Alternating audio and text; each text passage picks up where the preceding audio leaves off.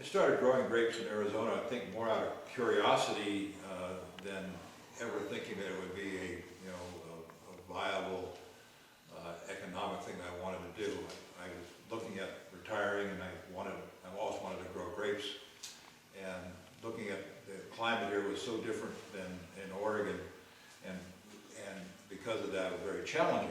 And so I embarked on a very small road that's become a very large road now, and maybe even a freeway with many on-ramps and off-ramps, and I'm not sure where I am on that road, but with Todd and I are having a great time growing grapes here in Arizona and making wine and trying to figure out what are we doing. I think the biggest thing that I have been surprised about is, we've always felt that this is a climate that red varieties would do well in, and they certainly have. The other thing that's been a pleasant surprise is that the white varieties that where there are not that many of them, the ones that we've chosen have really been making really collaborating. Looking at the varieties he's got, trying new wines, trying to figure out what might do well here. And the fun part is you can call him up and say, "Hey, what do you think about Graciano?" And he says, "I don't know. Let's give it a shot."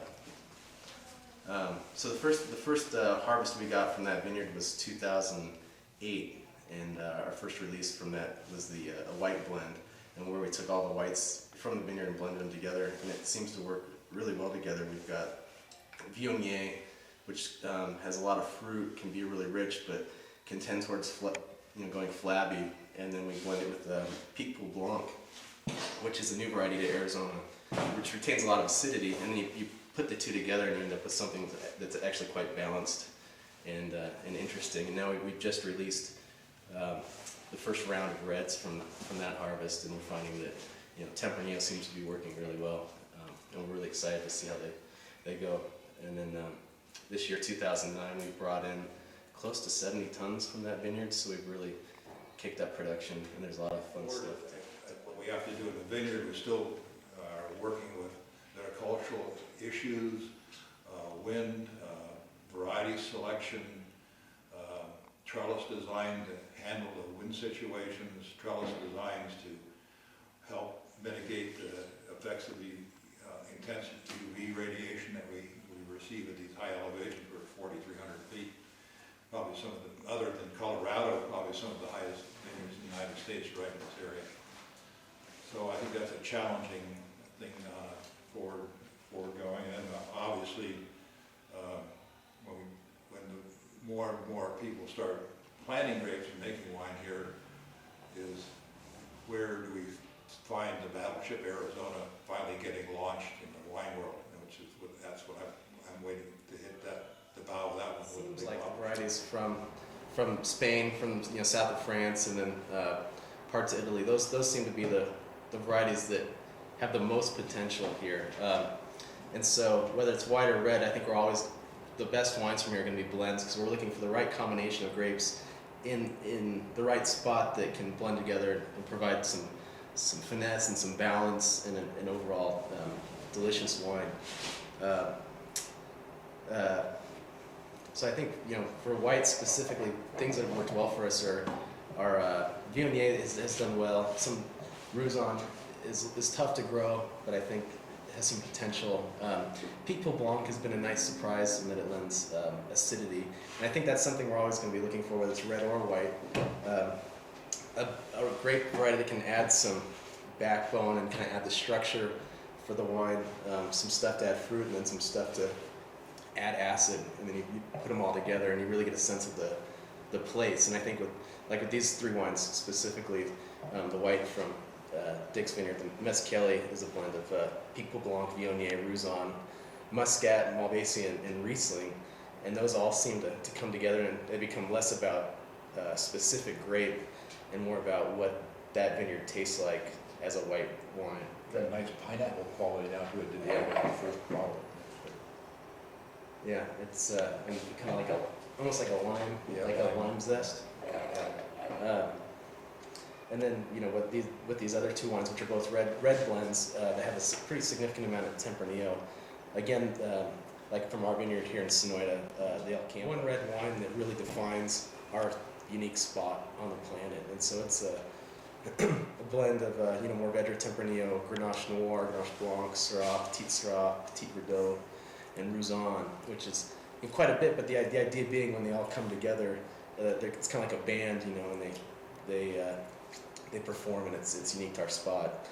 And then with this one, the Guy Leon, which is from Dick's Vineyard, it's mostly Tempranillo, but it has some really important minor players that really add a lot to the blend. Like it's Tempranillo, Petite Syrah, Petite Verdot, Salzo, Tinta Cow, and Cabernet Sauvignon. And when they come together, you get something that's pretty unique, and hopefully it's like a really unique representation of the 2008 El Campos. This is from my vineyard here in Sonoita. It's 15 acres, and it's planted mostly to red varieties. We have 2 acres of the 15 devoted to whites. Lower Elgin Road? Yeah, right next, the 2 doors down from Callaghan's vineyard. And my ultimate goal with this vineyard was to make a red wine that really defined the area. And so this is the 2nd year we've produced a wine. 2007 we made 1 barrel. 2008 we produced 6 barrels. Is that right? 1, 2, 3, 4, 5, 6. We produced 7 barrels, but only 6 made it into the blend. We pulled one out that we didn't feel fit. So, and then with 2009, knowing that the blend seems to work, we co-fermented everything. So as we picked it, we added them all to the fermentation. And so it's all already blended into the barrel. So what do you think? Yeah, I'm really surprised how well the Mourvedre shows in this one. Yeah. Yeah, but the vineyard's mostly Tempranillo and Mourvedre. We have 4 acres of Tempranillo and 3 acres of Mourvedre now. And I think Mourvedre really shows well in this vineyard. Actually, I would think that Mourvedre shows better than Tempranillo in the vineyard, which Wilcox I think is the opposite. I think it fits the growing season better. We have whenever we make the maturity in the vineyard come close to matching what the growing season has there, we get the extended hang time and the flavor development. So I think we see the Arizona wine industry at this point, kind of at an inflection point where it grew really slow for a while. We're starting to reach this critical mass with enough wineries and the quality of wine becoming more consistent and more descriptive of Arizona. I think we're really hitting this point where the industry is starting to take off. The wines are being recognized for the quality, not only in the state but outside the state, with guys like Kent Callaghan who've kind of set the tone for quality in Arizona, and the guys like Eric Lomsky and Maynard who are going across the country kind of preaching the gospel of Arizona wine. I think people are really starting to pay attention, and I think an association like the AWGA, what we're seeing right now, is trying to define, why we're here, what we're doing as a group, what do we want, and how can we best serve the industry going forward in the state, as far as becoming recognized as a high quality wine producing state, producing wines that deserve a spot on wine lists and store shelves, not only in Arizona but across the country. And I think we're really starting to get there. People are recognizing, the varieties that do best here, and the ways to work with them to highlight our unique growing, spot in the world. So we've grouped together. We've done some things legislatively. I think they're very important and will pave the way for continued growth. And then banding together to start to market the state and use our collective resources to show people what we can do, like with that festival at the farm we held at South Mountain. It was I think really impressive for people, and it created a lot of excitement to see so many wineries in one spot, because you had folks that were fans, say, of the wineries up north but have never made it down to Sonoita, coming to an event like that and realizing that not only do they enjoy those wines, but they enjoy wines from this part of the state.